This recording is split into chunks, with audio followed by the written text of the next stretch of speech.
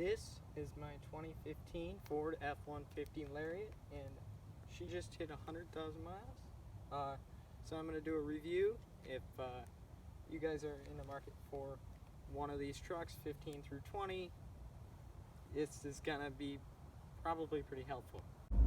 As you can see, we just hit 100,000 miles with, well, just over actually. I've been meaning to do this video for a while. Yeah, she was just running for a long time, so I don't know why that temperature gauge says that, because I just turned her off for the beginning of this video, so it should be good. But I'm just going to start off with some things that I like about this truck, and really it's everything. I love that gauge cluster with the red line kind of up high there, and then if I put it in gear,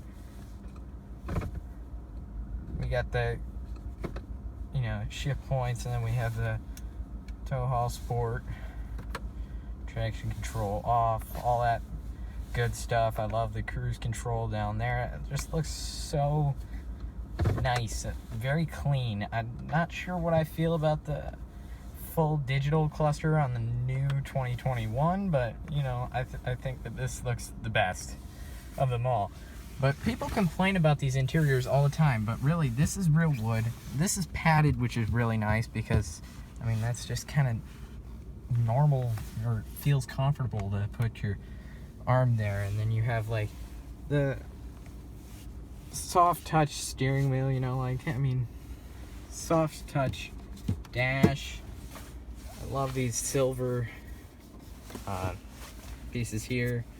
I think it just looks nice. This truck has the Sony audio system that was available in 2015 and 16, and then they switched to Bang & Olufsen. But yeah, twin panel moonroof, as you can see there.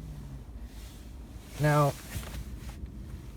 got the WeatherTech floor liners down there and whatnot, and then memory seats, which is kind of cool, but don't really need them unless you have like a whole bunch of different people driving the same truck. But really, power mirrors, power folding mirrors, I should say. And then we have power glass and whatnot.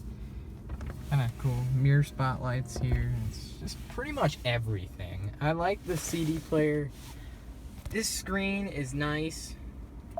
It's kind of slow. It doesn't always do anything though. Like, I'll click it and it'll beep and whatnot, but it won't do anything. Very slow. And that navigation is actually that came with the truck, because you got to put an SD card in down here for the nav, which is kind of dumb. Sync 3, they fixed that, but yeah, so you have to pay to get a new SD card all the time. This is really cool. So this truck has is 4-wheel drive, 5-liter V8, and then you got the electronic rear locking. This says a 355 gear, and then you get that in there, and then the off-road status, and it'll show that your rear diff is locked, which is kind of cool. And then we get power distribution. It doesn't show anything, but yeah, it's just kind of cool. And then another thing that you get with the Lariats that you don't get on the XLT is 4A, which is really nice, because on the XLTs it's always just, because it's not really meant to be driven on the road in 4 high all the time. It's just, kind of use it when you need it type thing. I love the real wood grain. This has ambient lighting too, and a nice. Oh, one more thing about that. Unless you get snowplow prep, you get 4A on a Lariat King Ranch Platinum Limited Raptor. So, CD player, which is also kind of nice. These mirrors are actually auto dimming, so like if there's a vehicle behind you with your with their lights on, high beams or whatever, it'll dim the mirrors so you don't look in the mirror and then get blinded or whatever. Same thing with the center high mounted, but yeah, kind of nice. Alright, now I guess we're going to talk about problems, which is kind of probably why you guys came here, if you're here. And the problems that have been with this truck, there really haven't been any. I know that sounds, you know, not possible or whatever, but there really haven't been anything. Just typical recall work with the A-pillar. They took that apart and put tape in there for the seatbelt pretensioner and all that stuff. And then, I mean, I don't think anything else, because this truck doesn't have the black heater or anything. So it's just kind of pretty simple. This is a 501A Equipment Group Lariat too, so it's not like it has like the LED headlights, the chrome door handles, or because I mean this is green gem, so it was never offered in a sport package. But you know, anything like that, it just doesn't have too much for being a Lariat. It's kind of pretty basic. It just has like your typical features like push button start, the motion sensors up top, the garage door opener, the Sony system, the navigation, all that stuff, the 8-inch screen, which I already showed you, medium light camel leather interior, which is, it's okay. I mean, it's kind of hard, really, compared to like you get into a Platinum or a Limited. I've been in a Raptor actually, or a Raptor even, you know, like it's just, I mean, it's more work quality, which makes more sense because it's kind of the Lariat is more of a lower trim level of the trucks, so it's not like it needs to be incredibly luxurious in here, even though it is. I mean, this is the most comfortable trim level ever, I would guarantee it. Like, just all the things that you get for the same price as like an XLT high equipment group. Like, this is a low equip Lariat, and you know, it's actually quite nicer than my dad's XLT over there. It just seems so much nicer in here for the money, and I just don't understand why there are so many XLTs on the road for the same money. You get this or that. I feel like, oh, I'd rather have this. Guess we'll move on to the outside now. One more thing I would like to say is these mirrors, they just suck. They just suck. You see, there's only one panel there because it's got the blind spot information system on it, but it's like you can't angle it right. It's just always off. It's always off. You have to decide if you want to look down further to be able to see like lines on the road, lines in a parking lot, something of that nature, or if you want to see traffic behind you, then you can't see stuff on the side. You can't like anything. Whereas my dad's truck has the Super Duty mirrors on it. I don't know if you could see from here, but Super Duty mirrors, and those are so much better because you have the curved piece of glass on the bottom. The curved piece of glass on the bottom, which allows you to see right behind you, you know, no problem. And then you have the top, which is more of a blind spot mirror, and then they extend too for trailer. Like, I couldn't imagine towing a trailer with this, like a relatively wide trailer. I mean, you could tow some like Sea-Doos or whatever, maybe a smaller or thinner boat rather. But I mean, you hook up an RV here, you're not going to be able to see anything out of those mirrors. I was talking to somebody who his dad drives a 2020 XLT with these mirrors on it, and he was saying, I hate the mirrors. I can't see anything out of them. Like, they suck. I will be changing these out a couple months here with the Super Duty ones. They're going to get color matched and whatnot, but and then if you get the Lariat, it's crazy expensive to upgrade them. Like on that truck didn't have the Super Duty mirrors from the factory. We put aftermarket on it. Those were $400. So I go to look some up for this truck, and they were like over $2,500, and then I got to get them paint matched. So, you know, whatever. It's not cool that way, but you know, you kind of get what you pay for and whatnot. One thing I did notice actually that is kind of questionable with this truck is the shifting in sport mode is super hard. Like, it'll hold second until like 5,500 RPM, and redline's at 5,700. And then it'll just kind of hold there. It never shifts. And that's like 60 plus miles an hour. And it's still not shifting, and then it'll go back down to like 3,500 and then hold it there and then shift, and then it'll like throw you back in the seat. And it's not very pleasant whatsoever. Not very pleasant whatsoever. It's and then it'll like, it's just kind of annoying. And then when it downshifts, you know, like, it'll throw you forward. It's not pleasant. I know I need to get it tuned for this thing because well, that should fix that, but I'm not sure what caused that, because my dad's truck is the same engine, transmission, and so I can stop dinging here. Engine, transmission, gearing, everything. And the only thing different in the XLT is because it's an XLT, the transfer case is different. But I just don't understand what causes that, because his truck is smooth and refined, but this truck is so hard and so clunky. It could be just this truck. It very well could be, and I'm not sure on that. I'm not sure if it was a tuning issue that they fixed for 2016 or what was going on, because it's just so unpleasant. But yet, normal mode, it shifts too fast. It'll short shift like crazy, you know, like 2,000 RPM, and it's already in, you know, 4th gear, 5th gear, something like that. So one thing that's very much appreciated in this truck that I don't think I gave enough credit when I was talking in some other clips is the sound system. It's got like Sony audio in it. I don't know why, but in 2017 they switched to Bang & Olufsen. I don't know why. I don't think it's just cost, because I think the Bang & Olufsen is more expensive.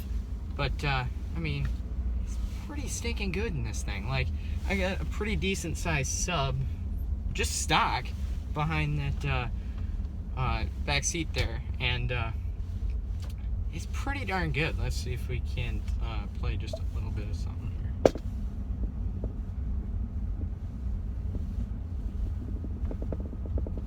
Maybe. Alright, well, anyway, I don't want to get like in trouble with anything anyway, so on YouTube, but you know, it's really, really good. I mean, the sub, you got to turn it on, and then it sounds a little bit better. But, you know, it's definitely not bad at all. Like, my dad's truck, it's definitely a step below this. Like, this is pretty stinking good.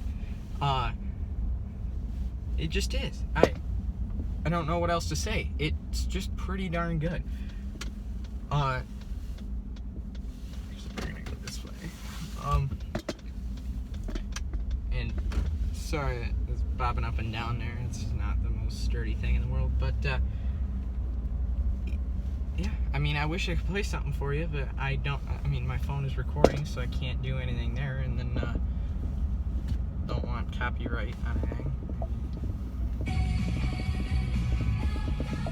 Okay. So, you know, it doesn't even do it justice. The camera's not going to pick up, or the microphone rather is not going to pick up very much, but you know, it's pretty awesome. It just is. I didn't do that enough credit. I've never been in one with a Bang & Olufsen with the radio actually on. You know, it's just, I have nothing to compare it to. Alright, so again, I don't think I went into very much detail either earlier in this video. It might be later, I don't know, depending on how I decide to edit. But the engine, you know, Ford 5-liter V8, been around for a long time. It was gone in 1997 and then came back for 2011. But this version of it cranks out 385 horsepower and 387 pound-foot of torque. and it is pretty stinking awesome. So we're gonna see what if I can get a little sound clip here. All right, first gear, we're gonna put it in first, and we're just gonna go.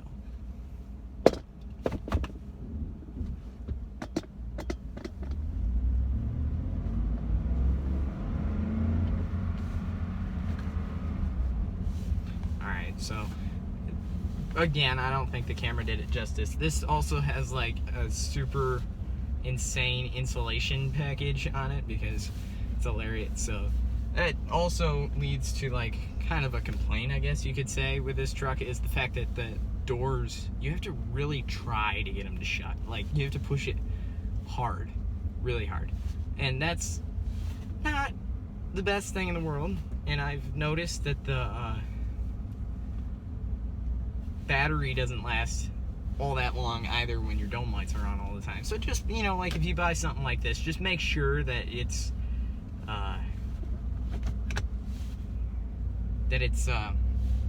shut all the time, because I mean, your chimney's lit up, your running lights are pretty much lit up all the time if they're not shut, and then just kind of, it drives me crazy, and that's why I shut the door hard. But yeah, it's just something to keep in mind. I can probably put that out there for the exhaust note outside, actually, and give you some revs. But, you know,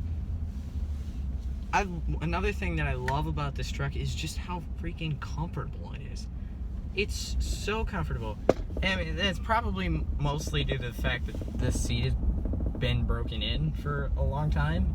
I mean, because the 2020 Lariats that you sit in the showroom and whatnot, they're not near as comfortable as this. So like, if you're buying something used, make sure it's got, I mean, don't let the seat turn you away on the truck, because it's just, it gets there. It's not that way right away, but it'll get there. It gets there. And then, like, the suspension is really comfortable too. It's really soft, I should say. I mean, it's not a Raptor by any means, but it's really soft for a pickup truck. I mean, you get in a Chevy Silverado or even a Tahoe or a Suburban, which has the exact same suspension platform type, like, it's just they pulled the body off and put something else on there. It's hard, and then the seats are hard too. It's not near as comfortable as this is by any means. So that's just something else that, I mean, a lot of people have said that they liked about these trucks, is that they're just really comfortable. There's plenty of travel for,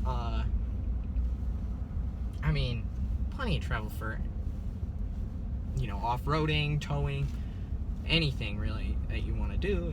I mean, you can do it in this truck. It's pretty awesome, and then you're not gonna hit the bump stops right away. You got some decent clearance there.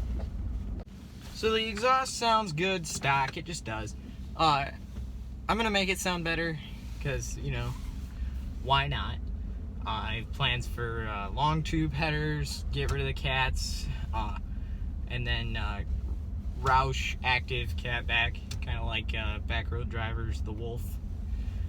But just more rumble, more sensation of power, I guess you could say. Just sounds kind of nice that way. It sounds better in here, especially because it's kind of muffled and muted. But it sounds a lot better outside. But still, not exactly what I would want. Not near exactly what I would want. But I have big plans for this truck. I don't have any, I mean, I can't ever see myself selling it. I will never sell this truck. I love it. I worked hard for it. I worked really hard for it, actually. But I'll buy other trucks, but I won't ever sell this one. I just won't.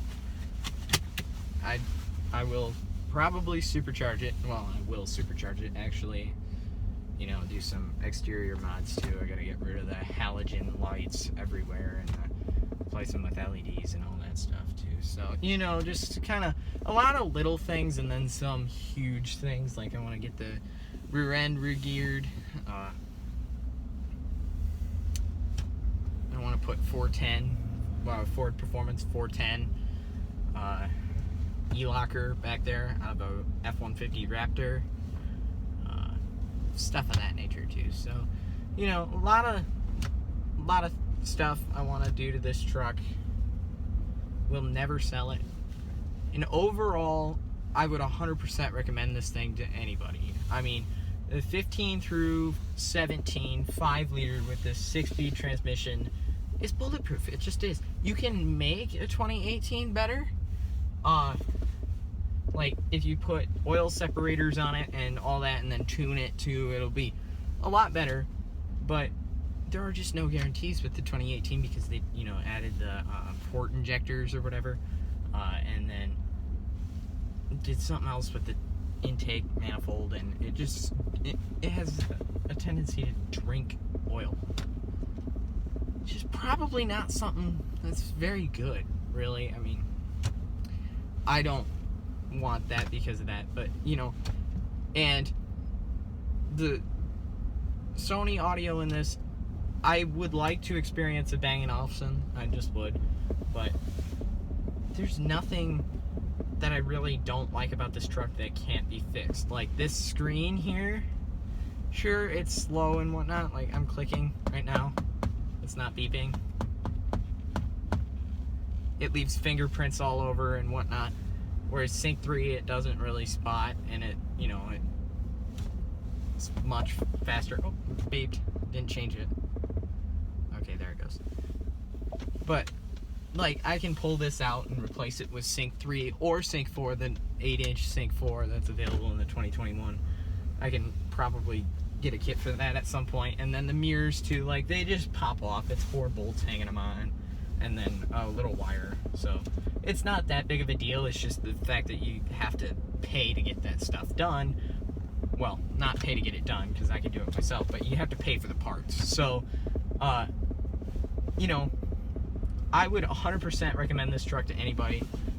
I mean, if you know how to back up a trailer, like most people do, you don't need the Pro Trailer Backup Assist. It's just kind of a, you know, it's really cool though, like if you're backing up in a straight line, you know, for a long distance, like then that's cool because it'll hold it there and it'll keep it straight, and you know, you don't even need to touch the wheel.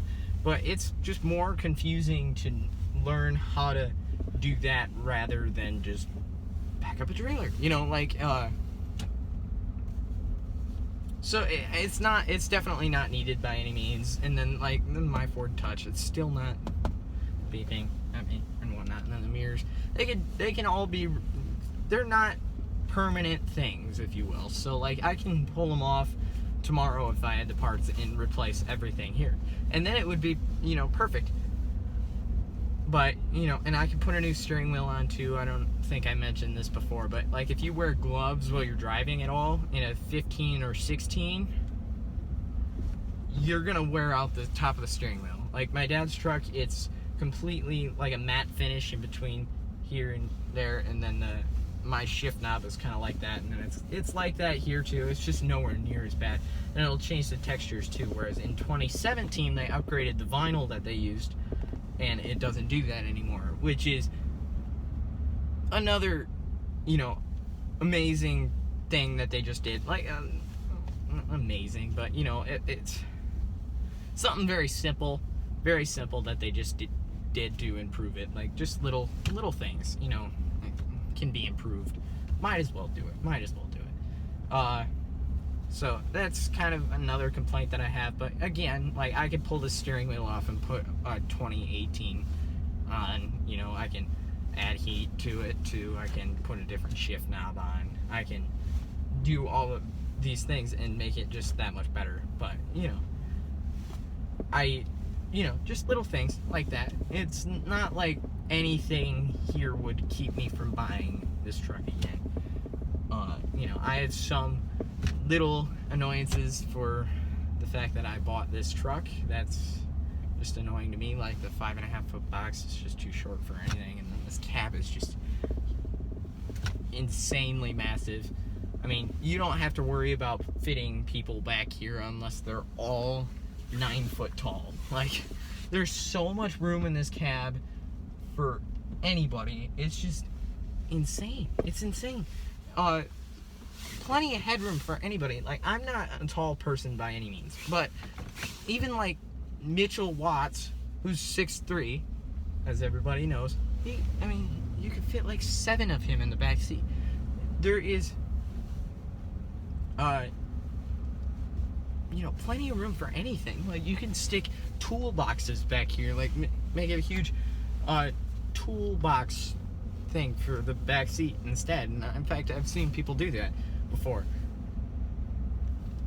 Or you can have it be like a family hauler. But this thing is like bigger than a Ford Expedition or Navigator or Tahoe, Suburban, Yukon, Escalade, something of that nature. It's just so much bigger back there than anybody would ever imagine. And people are always, you know, Toyota, oh, Toyota's the biggest. Well, it's actually not. Look at the dimensions. It's not by any means.